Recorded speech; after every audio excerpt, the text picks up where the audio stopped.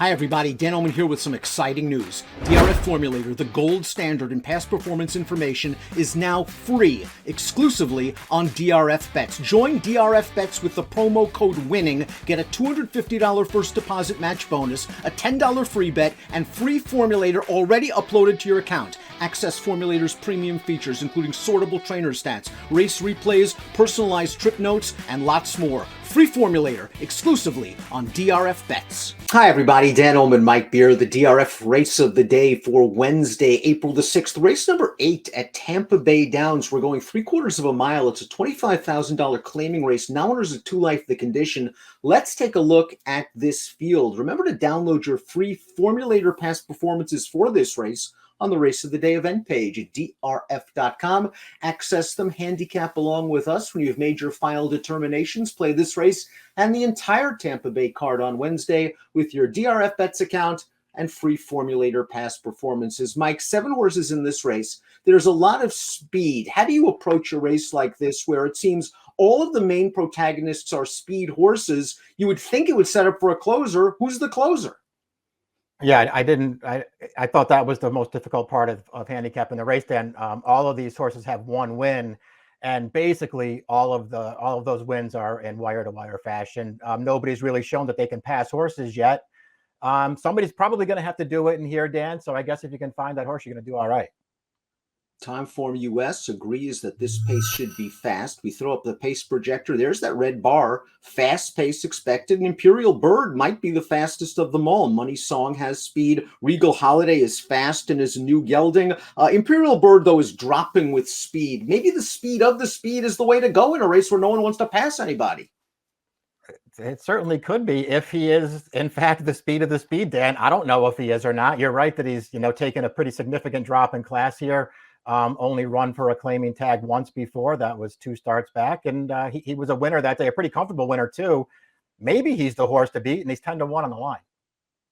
I'd urge our friends at home to make use of those free Formulator past performances on the Race of the Day event page, because you can really look at some of these trainer stats with horses off the claim. Like the number 1 Regal Holiday was claimed out of his last race for $20,000. And this barn is 5 for the last 11 off the claim. Regal Holiday 6-1 on the morning line, listed as a first-time gelding and caught a hot horse last time out. Yeah, I mean, I think the thing to really like about him, Dan, is what you mentioned there, that this new trainer is he's excellent off the claim, no matter how you slice it. I mean, you can work those figures a bunch of different ways, and they're all good percentages, and they're all high ROIs. You just sort of feel like, especially since he took this horse from a 2% claimer, you just feel like this horse is going to run better here. And you know what? He's going to have to run better, Dan. I don't think what he's done so far is all that compelling against this field. And the horse that beat him last time out, though, did successfully step up into a $75,000 selling race, won it with a 76 buyer. That horse has now won 3 in a row. The number 2 is Luca Drew the Ace. Luca Drew the Ace, second last time out. Couldn't really see the excuse, Mike, in that $16,000 non-winners at 2 Life, up close to a moderate pace in a race that was dominated by a runaway. Yeah, agreed. I mean, I thought a lot of different horses you could make cases for in here. I had the toughest time trying to make a case maybe for this horse, Dan. He's run a lot. He's been running in some very cheap races as compared to some of his competition here. I mean, he's got some figures that make him a contender in this spot, but I was sort of looking elsewhere. Imperial Bird was a maiden winner 2 starts back, hiked all the way up into the $75,000 ranks. Just think they aimed a little bit too high first start against winners, got caught up in a pace battle in a race won by a fast winner. The winner, I think, earned something like a 76 buyer. Yeah, he had no shot in that race last time, just got in way too tough. I thought he ran fine, breaking his maiden 2 back then. It was only 5.5. They put him right up on the pace with the horse who wound up eventually running second. And nobody else really got involved. He was better than that horse. Nobody did anything behind them, and he won with a 50. He is one of the slower horses on the way into this race, but it's significant class relief.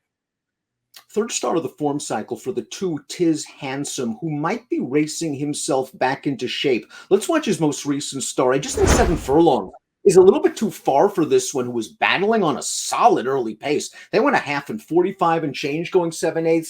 He's got the lead in the stretch. He's going to finish second. Now, he hasn't finished off his races in his 2 starts at Tampa Bay this winter, but again, third off the layoff, good tactical speed, respectable figures. Yeah, I mean, there's plenty on paper to go on that suggests he's going to be really competitive in here. I thought he actually ran pretty well in that race we just watched it. Not only was it 7, which could have been too long for him, but he did an awful lot of work up there. Contested the pace with 2 different horses before that winner came through on the inside and ran him down. I could argue that he ran the best race last time. I think the negatives are, even though he was off the layoff 2 back, he was really outfinished by Money Song after contesting the pace with that horse all the way, and he got very tired at the end. And then off of that race where he was dropping, he dropped again for that last start. So I think those are negatives, but I do think he ran a good race last time. Right next door is Tiz Handsome's rival. That's the 5, Money Song. And Money Song hasn't run since January 21st. That has to be a little bit of a concern because he was listed as a vet scratch on March the 9th. And that's almost a month ago. But the last time we saw him, he and Tiz Handsome engaged in pace warfare. Let's turn into the stretch. Money Song inside, Tiz Handsome off the layoff outside. Now, Tiz Handsome's rider is going to drop the stick in the early stretch. Maybe that affects Tiz Handsome's a bit. Finish a little bit, but Money Song was very game to be second to an odds-on favorite that got a nice trip off the speeds. Yeah, these two just sort of hooked it up early, ran clear, and they were no match for this heavily favored winner at the end. It's also, again, as you've already mentioned, that it's worth noting that Tiz Handsome was off of a pretty long layoff there, and he just got tired at the end. I thought this horse ran fine. His last 2 races, I think either one of them makes him an obvious contender in here, and I think he's very fairly priced on the morning line.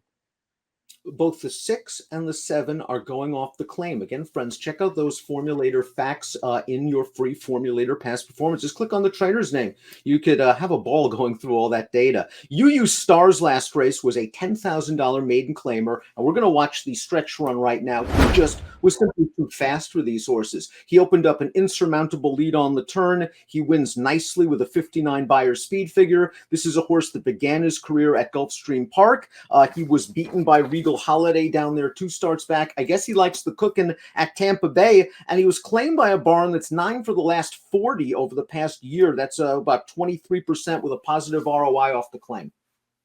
Yeah, another trainer who does do a good job off the claim. He won very easily last time, Dan. When you start, the other good thing about Formulator is you can sort of go back through the chart of that race and see who he's running against. He wasn't running against much. That was a pretty weak field there, but he did look good winning. Quick Intro is the number 7, and Quick Intro last time out at Tampa was claimed for $25,000. He tried to get up close to the pace. He got a little bit tight. I don't really think that trip worked out for him. Maybe breaking from the outside will help him settle outside of the speeds while in the clear, and maybe that'll help his finish. He was claimed by a barn that has gone 2 for 4 at this Tampa Bay meet off the claim, and the 4th finisher from the last race needed a class drop. Dropped down to an $8,000 now winners of 2 Life, but won with a 72 Beyer. Yeah, I think this horse's last 2 starts are both pretty good, Dan. The race 2 back where he broke his maiden, he did a lot of work up on the pace. I mean, it was a race where first-time starters finished 2nd, 3rd, and 4th. I think that kind of makes it a little hard to evaluate, but he certainly improved to win. Last time, he just had all kinds of trouble. I mean, I feel like when you go back and watch the replay, you're just supposed to give him a pass for that last race. He was basically eliminated on the turn, and I feel like he did pretty well to get back up for 3rd. And you can click on the short comment in your Formulator past performances to access the replay of that last race. Top pick time for our Wednesday DRF race of the day. Mike's going with Tiz Handsome, the 4, 3rd start of the form cycle. Very competitive Beyer speed figures. Yeah, I just liked his last race in particular, Dan. I'm going to say that he needed the one off the layoff there where he got a little tired and finished 3rd. I thought he ran well last time and probably was supposed to win that race. Just had too many things working against him. Money Song did finish ahead of Tiz Handsome the last time they met. He does have to deal with a layoff, but low-profile connections almost always ensure a good price on this gelding. I'm just curious to see who's going to finish in this race. They should be going quick early. 4-1-7-6 for Mike, 5-6-4-1 for me. It's the Wednesday DRF race of the day, the 8th at Tampa, approximate post time 3:50 Eastern. Best of luck.